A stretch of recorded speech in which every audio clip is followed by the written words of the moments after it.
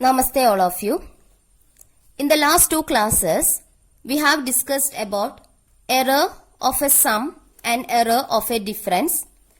So today we are going to discuss about error of a product. So suppose we are measuring the area of this rectangle. You consider this as a rectangle. I have just drawn a small one. Okay, you just imagine this as a rectangle. Then to find out the area of this rectangle, we have the formula area is equal to length into breadth. So first of all, we want to measure the length of this rectangle and we want to measure the breadth of this rectangle. So when we can make use of a centimeter scale or meter scale or any other length measuring instrument to measure its length as well as its breadth. In general, there will be some errors in this measurement of length of this rectangle and breadth of this rectangle, like instrumental errors can be there, or personal errors, or random errors can be there.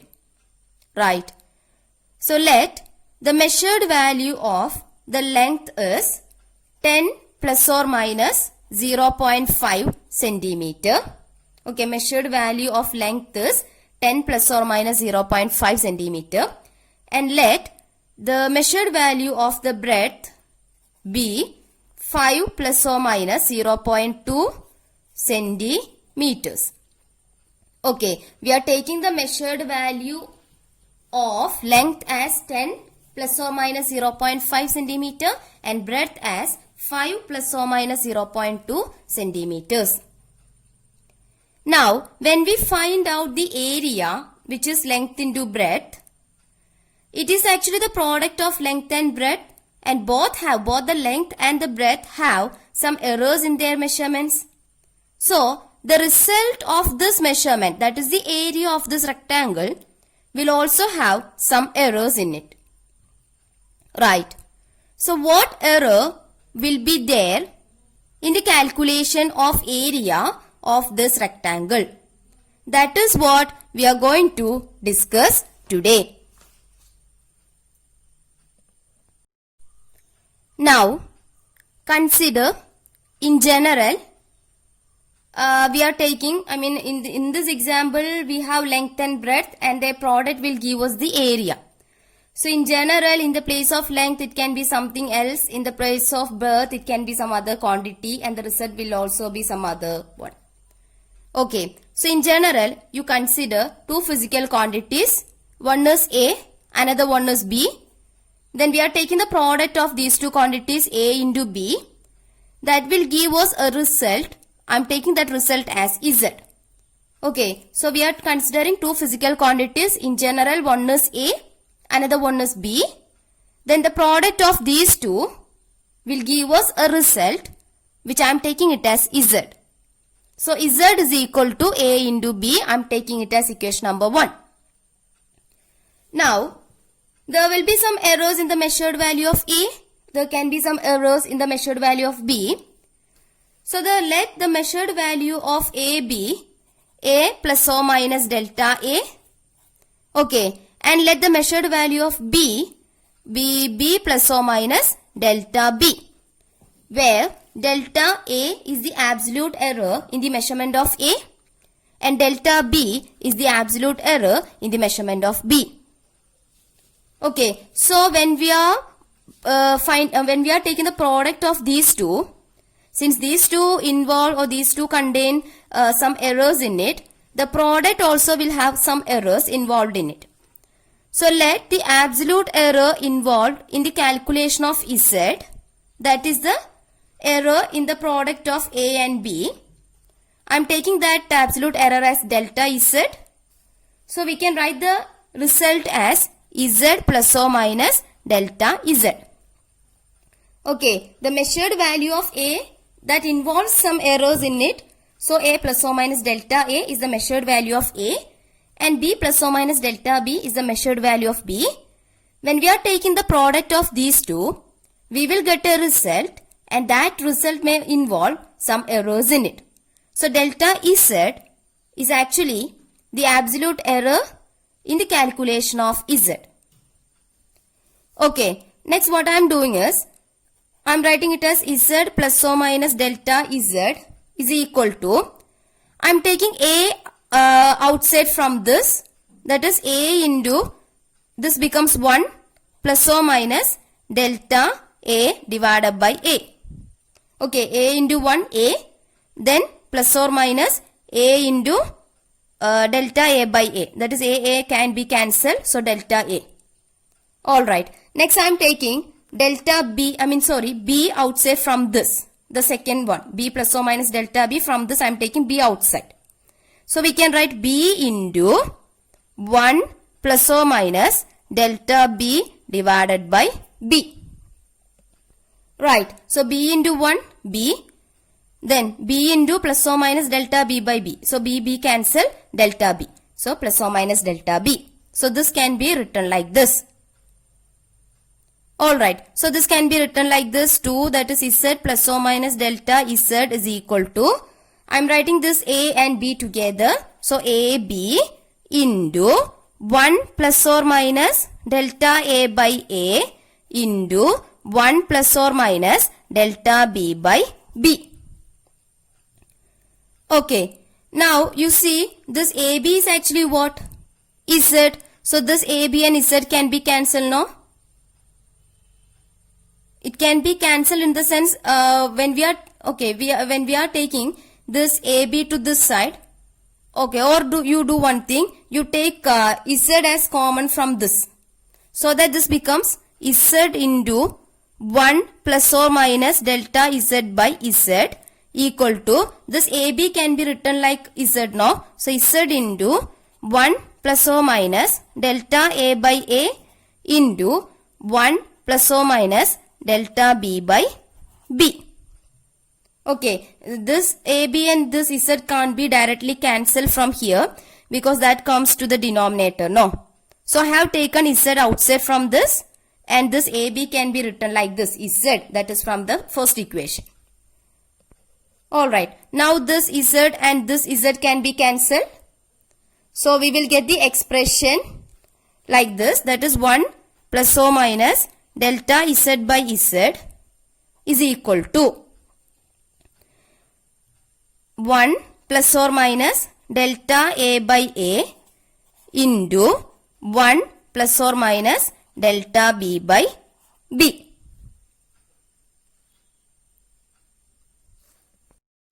Now 1 plus or minus delta Z by Z is equal to 1 into 1, 1 plus or minus 1 into delta B by B, that is delta B by B.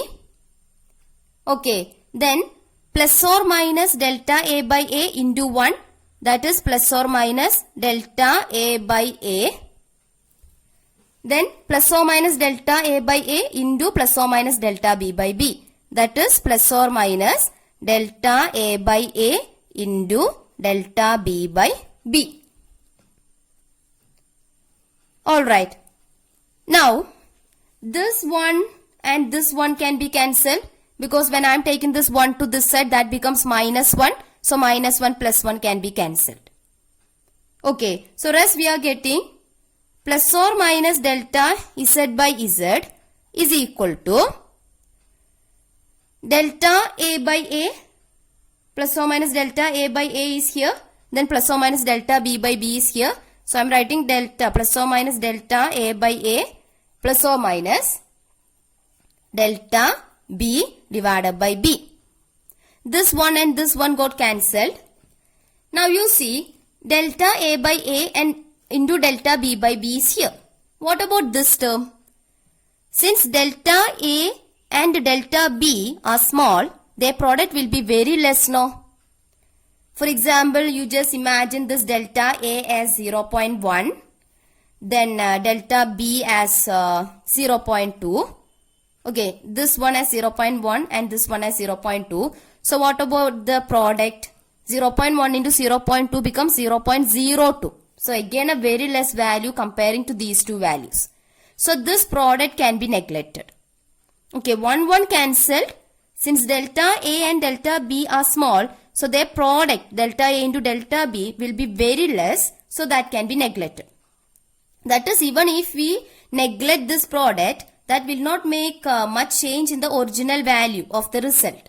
Or that will not make much change in the original result. So we can neglect this term. Okay, so we are getting a result like this. Plus or minus delta Z by Z is equal to plus or minus delta A by A plus or minus delta B by B. So here you can see we are actually getting the relative error in the measurement now. Delta Z by Z is actually the relative error in the measurement of Z. Right. So here actually we are getting the relative error in the measurement. Alright. Now from this I am taking this as equation number 2. From this equation number 2, what are the 4 possible values of delta Z by Z? One is plus delta A divided by A, then plus delta B divided by B. Okay. Second one, plus delta A by A, then minus delta B divided by B. Alright. Then the third one, minus delta A by A plus delta B by B. Okay. Then the fourth one, minus delta A by A, then minus delta B by B. So these are the four possible values of delta Z by Z. Now, let this delta A by A as 2. Okay, let this delta A by A as 2 and delta B by B as 3. Okay, we are taking this delta A by A as 2 and delta B by B as 3. So what about this value? Delta A by A plus delta B by B, that is 2 plus 3. 2 plus 3 is actually what? 5. Okay, now delta A by A minus delta B by B. We have taken this, we have just taken this value as 2 and this value as 3. So 2 minus 3 will give you minus 1. Okay, then minus delta A by A plus delta B by B, that is minus 2 plus 3. What is its value? 1 plus 1. Then minus delta A by A minus delta B by B, that is minus 2 minus 3. So what is its value? Minus 5. Okay, so here you can see these two, delta A by A plus delta B by B and minus delta A by A and minus delta B by B are the two maximum possible relative errors, no? Okay, that is 5 and minus 5 are at the two extreme ends. Minus 1 and 1, they come in between or they lie between this 5 and minus 5. So the maximum possible relative errors are plus delta A by A plus delta B by B and minus delta A by A minus delta B by B. Right. So we can write that error as plus or minus delta Z by Z is equal to, this can be written like this now, plus or minus delta A by A plus delta B by B. Alright. Or you can write it as, that is plus delta A by A plus into plus delta B by B. Minus delta A by A minus into plus minus delta B by B. This one. Okay. Or you can write this expression like this, delta Z by Z is equal to delta A by A plus delta B by B. Okay, I am taking it as equation number 3.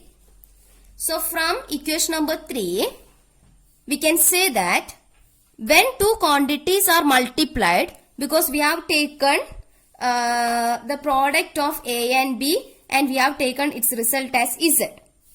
Z is equal to A into B. So when two quantities A and B are multiplied, the relative error in the result, that is why delta Z by Z. Okay, relative error in the result is the sum of, that is why plus here, the sum of relative errors in the multipliers. Okay, these two are the multipliers now, A and B. So relative error in the first physical quantity A plus relative error in the second quantity B. Okay, so when two quantities are multiplied, the relative error, that is why delta Z by Z, the relative error in the result is the sum of the relative errors in the multipliers. Okay, relative error in A plus relative error in B. That is what this rule says.